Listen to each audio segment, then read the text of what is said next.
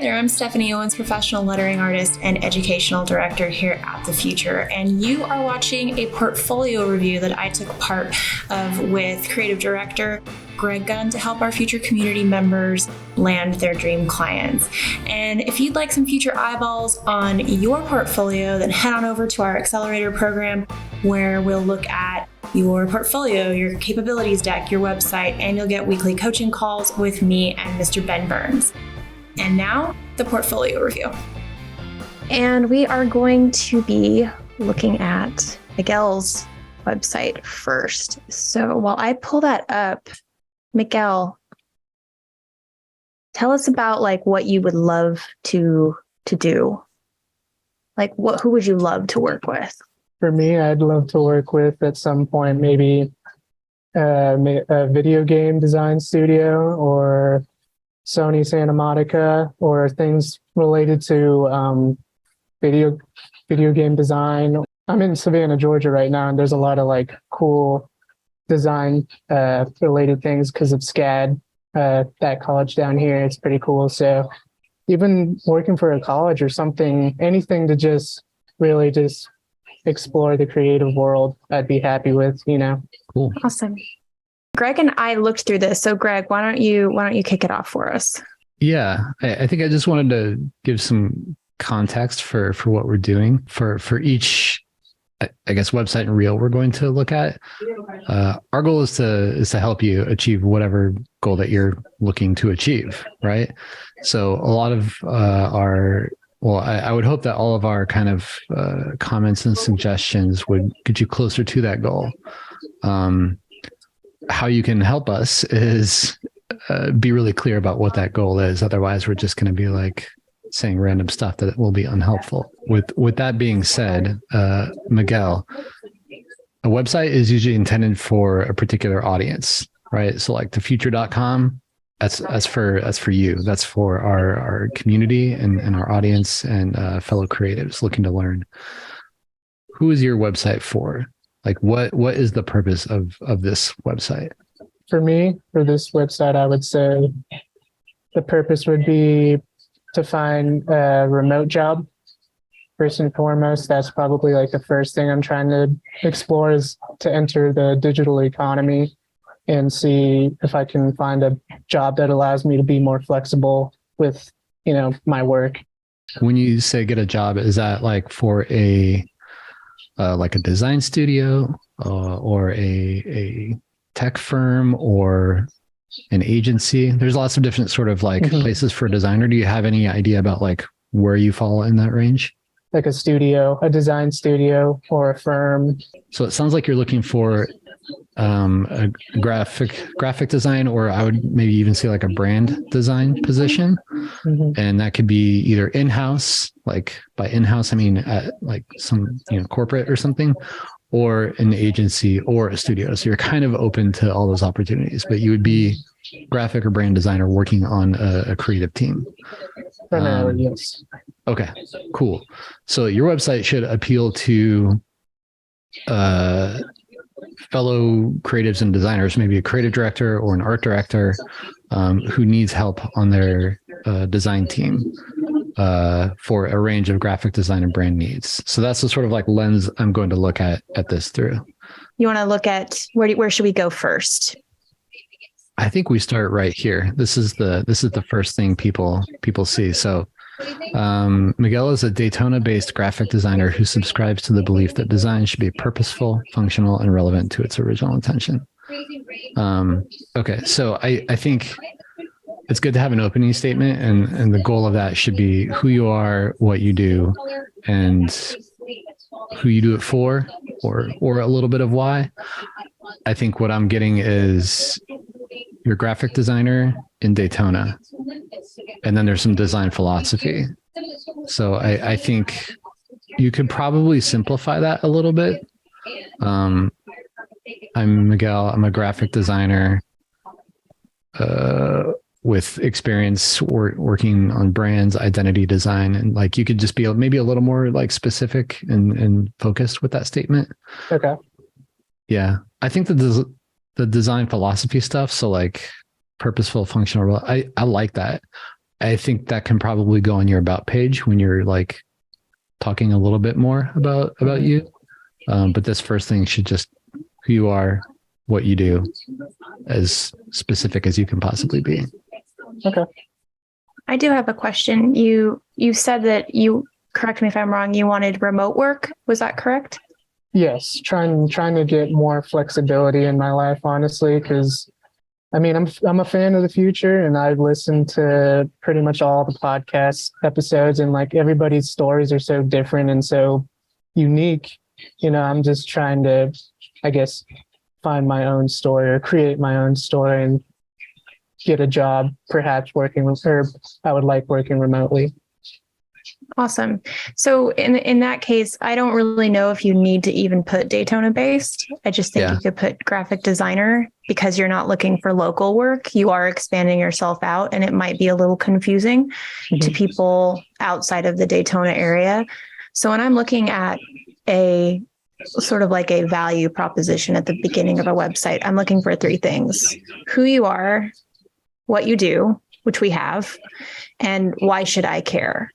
And I think this is going to get to that point of if this is for, like, you want to get a job in either in-house or in an agency, this is where I want to see words like identity design with so many years of experience, or just give whoever your audience is a reason to pay attention to why they might want to hire you.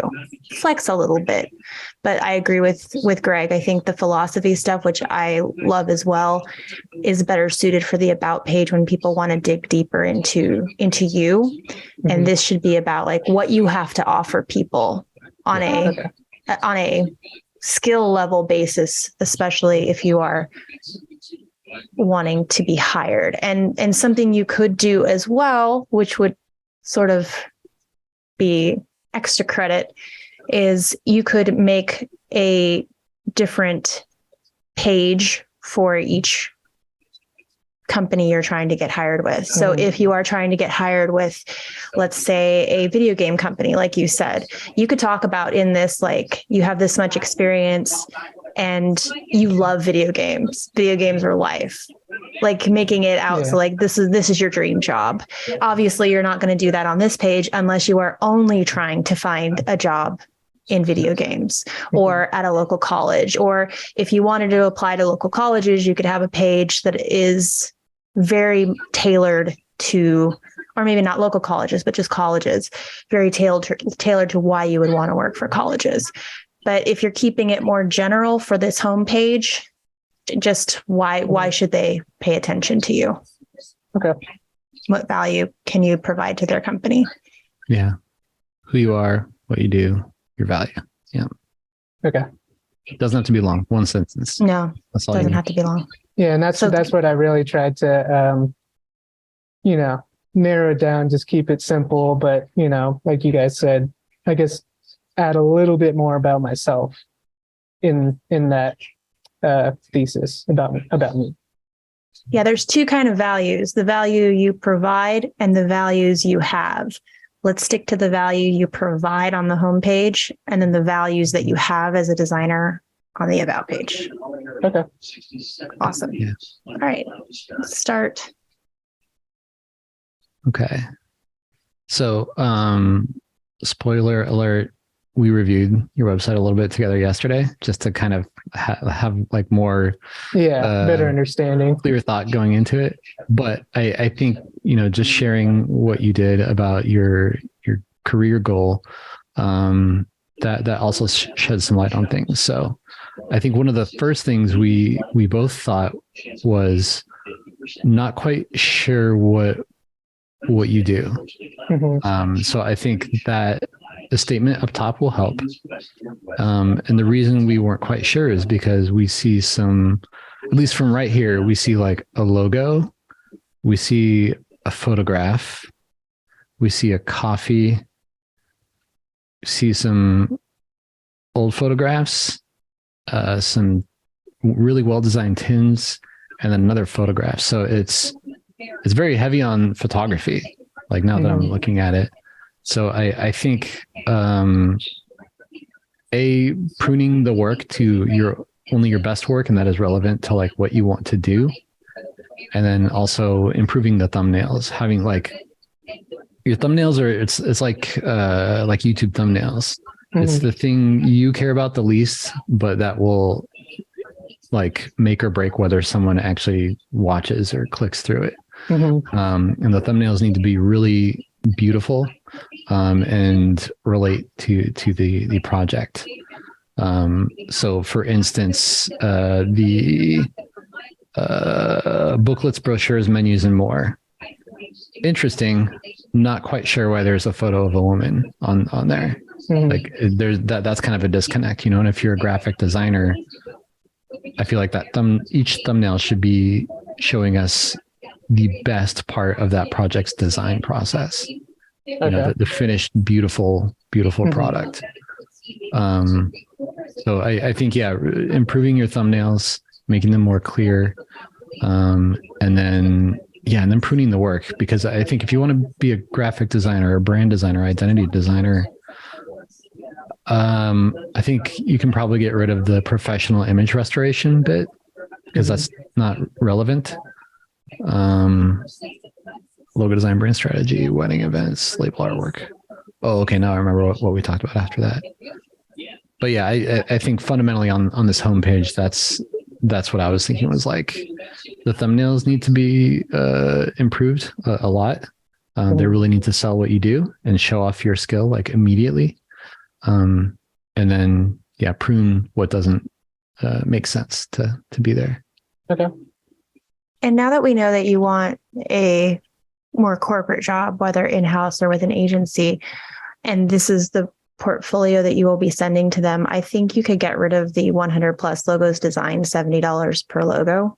I don't think that's going to be a value add to the company that you're trying to get hired with, because they also don't want you to be coming in and them having on their mind, is he also doing logos for other people? And it's just, I don't think it's relevant for a job.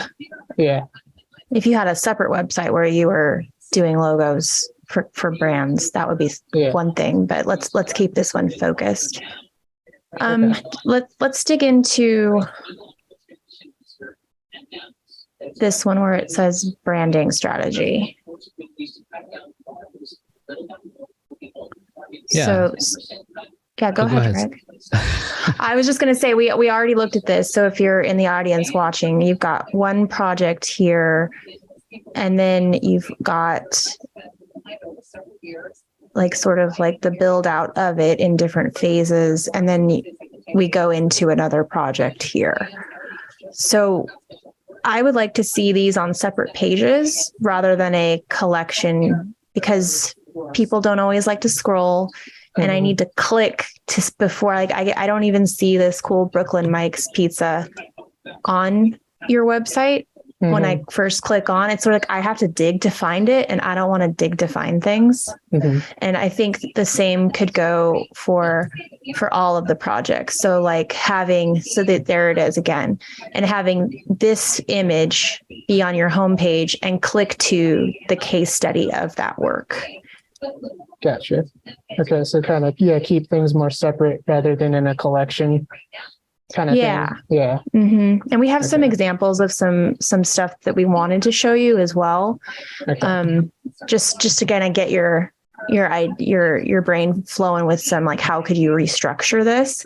Yeah. I would also say that putting this as brand strategy, when I was reading through it, I wouldn't necessarily call this project brand strategy if we're not getting into market research. And if you are, cool. I just don't see that in here. I don't see sort of creating the marketing plan, creating the voice, tone, look and feel is part of what you did. But, developing the mission of the company and having them develop their purpose and their vision and goal planning and things like that is what I would consider brand strategy. So it's absolutely okay to call yourself an identity designer. And if you want to work in brand strategy, work towards that, but I wouldn't quite call it brand strategy at this point. Okay. And a lot of my terminology is like, I would say very loose. Like I'm not super, like I said, I worked at a super small local print shop, so it's kind of just as much as I know, but identity design, that does make more sense. Yeah, absolutely. That's what I would call this. And that's what, you might want to start saying you do identity design. And if you do want to work in-house or even at an agency, this type of booklets, brochures, menus, and more would be sort of like the production side of brand identity. And I do know that those types of companies, a lot of the work that is done in those is sort of on the production side of things. And then if you want to get into the world of strategy, just set your eyes on improving on that. But for now, I would just identity design. Okay. Nothing wrong with that. Yeah, sounds good. Yeah. And I think, do what you can to learn this stuff, like look up and get familiar with all these terms. I think that'll help you. One of the best things about a portfolio that you can do is be specific about your role and the thinking, which we'll talk about in a second, but be super specific. So I'm in alignment with Stephanie's assessment in that, like, that pizza project, that should be its own thumbnail, its own thing. That's like one of the coolest things that's on your website, and it's buried at the bottom of 2 pages. Yeah. Like, oh no, like you could flesh it out. And that's a whole project. Okay. So that's another thing. And this one too. Yeah, that's awesome. No, but Greg and I were like, this is so cool. Why is this not on the homepage? Yeah. Like, it's so much cooler. Like, whilst this is a cool picture of vintage tins, this is your work. And this is what's going to get you hired. Gotcha. One thing about the text, I do like that you have like the objective, the audience, stylistic requirements, technical requirements. I'm like, oh, that's from my workshop. So good job. I actually just realized that that's from my workshop. So awesome. I love that you're incorporating the creative brief into here. I think that the way that this is formatted right now is a little difficult to read. The text is very heavy, and this is probably your template that you're working with in my portfolio. Yeah. So one of the suggestions I believe we had for you was to get your own domain and get a Squarespace. It doesn't have to be Webflow custom build or WordPress like what Greg and I have. It can be, Squarespace is pretty easy to use. And then that way you can have your own domain. You can be in charge of the format a little bit more. Because right now, and Greg, do you want to comment on the purple? Sure. Yeah. I love your purple. Color guy. I'm going to let you do the color. It's super subjective, but the overarching thought here is purple is great. Nothing wrong with that. However, it could either make your work look better, totally unaffected, or a lot worse, because the whole background is purple. So it could clash with something. So usually for a website background, you want to stick with something neutral. That doesn't mean it has to be just pure white or pure black. It shouldn't be, probably, but something that sort of just like is neutral, fades into the background, and lets the images really sing. So I think that's why we're like, a good Squarespace template will get you like 95% there. Then you can swap out the colors. I think given the time that we have, the one last thing that I would like to comment on is Miguel, I think, like, look at this. This is great work. You can see all the thinking and everything. I think your presentation just needs improvement. And we have a reference for that, but that sort of comes in twofold. It's how you're presenting the actual work itself, the images, because this is all great stuff right here, but I feel like this could probably be like 2 or 3 different images that are sort of like grouped nicely, and the artwork is arranged really, really well, and a very brief description. And then I think the second part to that is like, there's a ton of writing, and I appreciate that. Yeah. But you don't need that much. You could probably cut all this down to like maybe a quarter of what you have. Okay. And I realize, like, making a website, making a portfolio, putting all this thought into it, it's not easy. It's like the problem is never, I don't have enough. The problem is always like, there's way too much. And I suffer from this too. It's like, how do I edit this down to like, what's really good and what's really the important stuff that I want to show. So it's really an edit process and it takes time. And that goes for all the things we're going to talk about today. But I think you have such great work. You're doing a disservice to it by not presenting it in its best light. And yeah, I think we can show you Emily's portfolio as like a great example. One thing that I did want to mention is you do lean into your current employer quite a bit on your in your copy. I would limit that as much as possible and make it about you rather than your employer, because there were parts where it seemed like you were trying to get work for Vintage Paper Company in your copy. So I would just limit that. But yeah, let's look at Emily's. So this is her homepage. See how each one is a project. Nice big images. So let's go to, I know we looked at this one yesterday to actually see how, so we've got a nice brand large, design. Large image at the top. One paragraph. She's got one paragraph where this is where you could do the creative brief and how you achieved it. And then if you wanted to have, because she just shows the final deliverables, which is fine. I do that on our website as well. But sometimes when you do want to show that more process work, you can do that as well. And perhaps maybe put an image next to a short paragraph to kind of give context to what's going on in that image. But I would keep it to 3 sentences. Few sentences, yeah. Something super concise. Right. I was gonna say, like, you could just put a caption. Sometimes that's all you need. The likelihood people read that is pretty low to begin with. So if it's like a quick little something that'll provide some context, I think that's great. But one thing to pay attention to on this, Miguel, is like, so on this image right here, right? Look at the effort that's just put into how it's presented.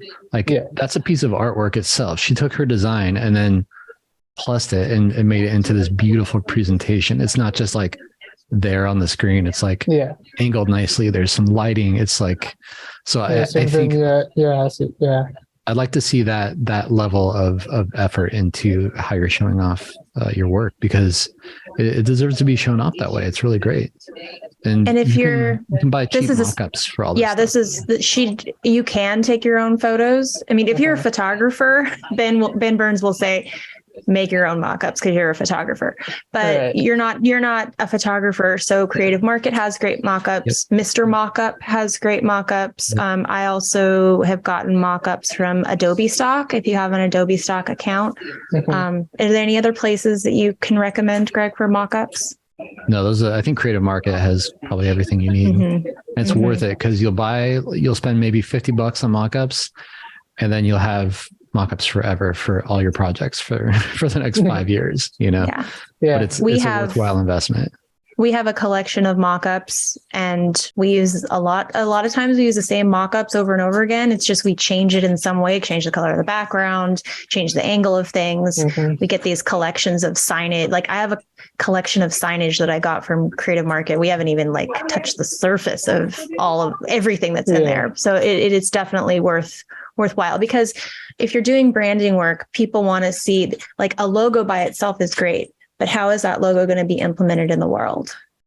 And that's what people want to see, whether it's clients or companies or agencies. This right here is great. So your brochure design, your menu design, like this is a great way to present that, Yeah. Okay. I see. Like the business card, the menu, and the kind of invitation looking thing. Yeah. That makes sense. Yeah. It looks good. All right. Awesome. Do you have any questions before we dig into Jerry's?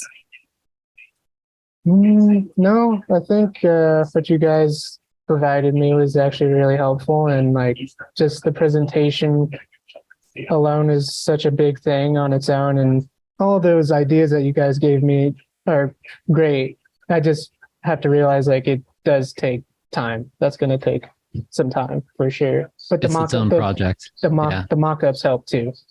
Yeah. Yeah. Anything you can do to save time for sure.